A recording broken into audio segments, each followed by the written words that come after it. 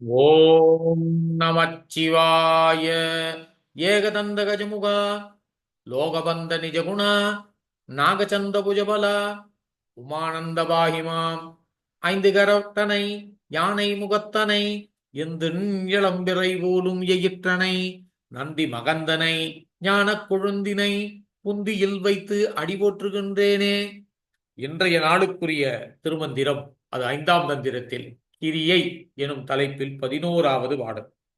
இந்த பாடலில் மனிதாகப்பட்டவன் பரமனின் திருப்பணி செய்ய வேண்டுமென்றால் அதற்கு ஒரே வழி பக்தி செய்வதே என உறுதிபட கூறுகிறார். இதோ அந்த பாடம்.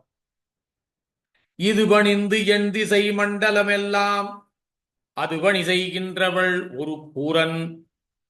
இது பணி மானுடர் செய்பணி ஈசன் பதிபணி செய்வது பத்திமை காணே.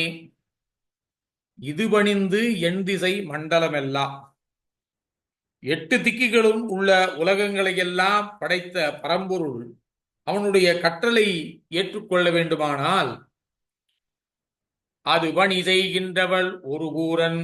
இங்கே செய்கின்றவள் என்று சொல்லப்படுவது பரமனின் இடபாகத்தில் இருக்கின்ற உமாதேவி. உமாதேவிக்கு உடலில் ஒரு பக்கத்தை கொடுத்த பரம்பொருள் அவளுடைய சக்தியினாலேதான் இது பணி மானுடர் செய்பணி, மனிதர்களாக பிறந்தவர்கள் செய்ய வேண்டிய சிறப்பான பணி என்பது ஈசன் பதிபணி செய்வது பத்திமை காணே.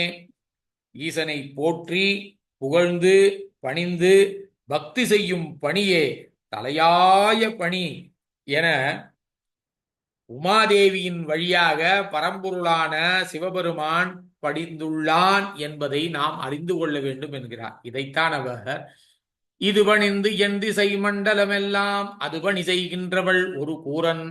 இது பணி மானுடர் செய்பணி ஈசன் பதிபணி செய்வது பத்திமை காணே.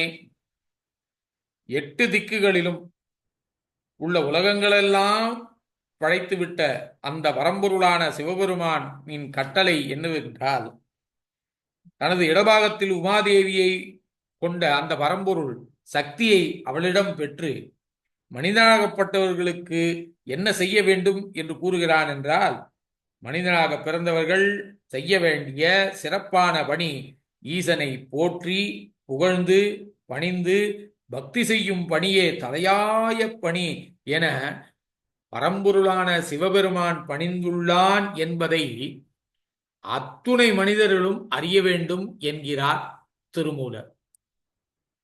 ஓம் நமச்சிவாய.